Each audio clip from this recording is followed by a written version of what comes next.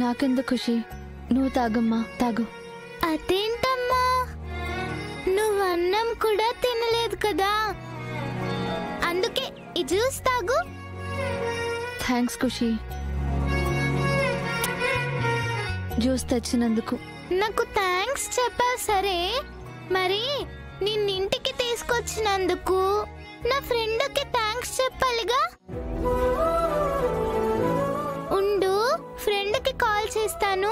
ఖుషి ఖుషి ఆగమ్మా, నీ ఫ్రెండే కాదు జై బాబాయ్ కూడా హెల్ప్ చేశారు కదా నేను ఇంటికి రావడానికి. బాబాయ్కి తర్వాత చెప్దు కానీ నా ఫ్రెండ్కి చెప్పు. కలిసినప్పుడు చెప్తానులే అమ్మా, నువ్వు ఫోన్ చేయకు. ఆల్రెడీ చేసేసానమ్మా.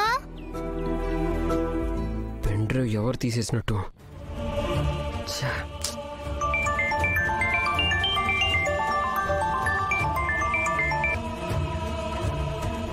హలో హలో ఫ్రెండు, తులసి నీకు థ్యాంక్స్ చెప్తానంది, ఒకసారి మాట్లాడు. ఫ్రెండ్ లైన్ లో ఉన్నాడు, థ్యాంక్స్ చెప్పు.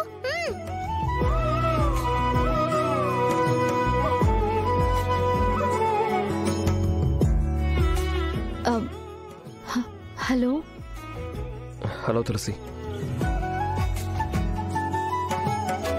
థ్యాంక్స్. ఏంటి? అదే నన్ను జయ్ గారు మీరు కలిసి స్టేషన్ నుంచి విడిపించారు కదా, అందుకే థ్యాంక్స్ చెప్తున్నాను.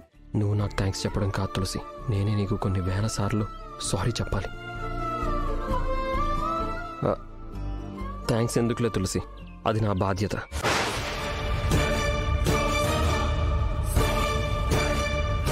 అంటే నువ్వు నా చెల్లెలు ఆడపడుచువు కదా, ఆ మాత్రం హెల్ప్ చేయకపోతే ఎలా?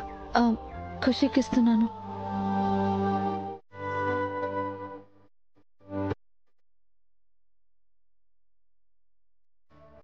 అమ్మా ఫోన్ కలవట్లేదమ్మా. లక్ష్మి ఇక్కడే ఉన్నారా? అమ్మ తులసి, ఈ డబ్బులు మీరు వాళ్ళు జాగ్రత్తగా పెట్టమ్మా.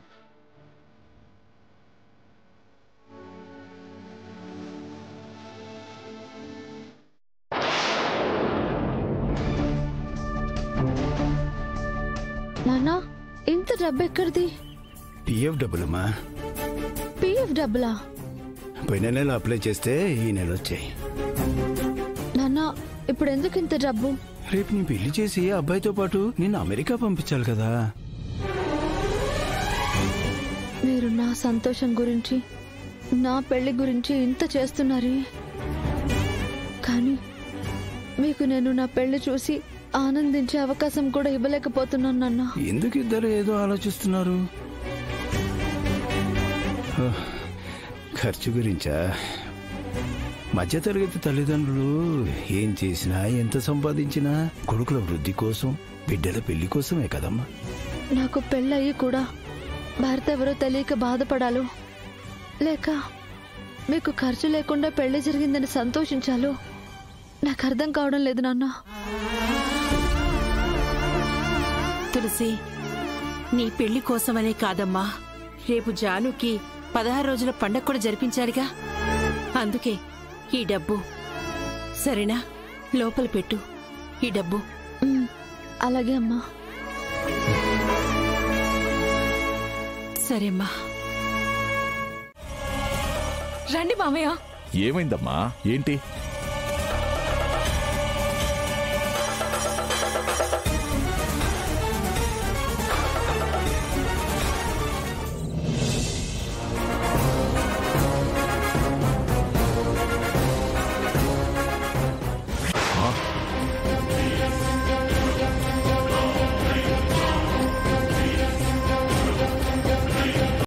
ఏంటి? అమ్మవారి తాళి తీసింది మన సిద్ధునా? దీనికి ఇంత షాక్ అయితే ఎలా మామయ్య? ఈ వీడియో కూడా చూడండి.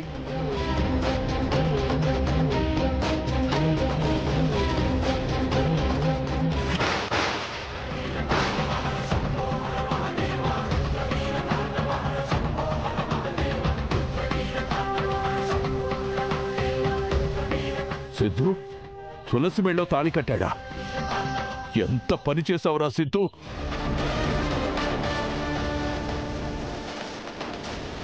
ఈ వీడియో ఇదంతా నిజమేనా, లేదంటే ఎవరైనా కావాలని చేశారమ్మా? అంత నిజమే మావయ్య. ఆ రోజు సీసీటీవీ కెమెరా ఫుటేజ్ మాయ చేసింది కూడా మన సిద్ధునే. ఇంకా వినపడట్లేదే. సిద్ధు నా భర్త అని ఎన్నెన్నో ఆశలు పెట్టుకుని బ్రతుకుతున్నాం తెలుసా మావయ్య? తెలుసమ్మా, నీకు సిద్ధు కావాలి, నాకు ఎమ్మెల్సీ సీట్ కావాలి. అందుకే మామయ్య మీరు ఇంకా లేట్ చేయకుండా మా పెళ్లికి ఏర్పాట్లు చేయండి. చీకట్లో కట్టిన తల్లి చీకట్లోనే కలిసిపోవాలి.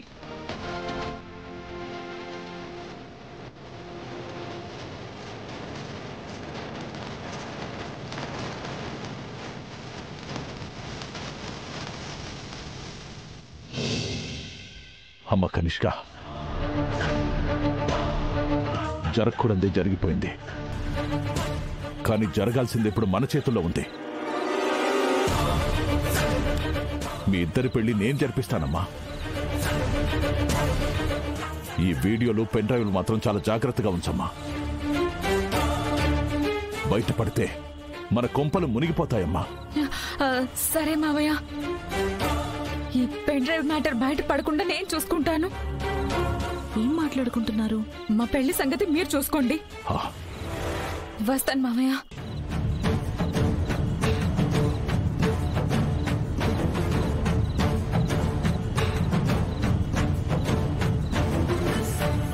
ఆ పెన్ డ్రైవ్లో ఏముందో కనుక్కుంటాను.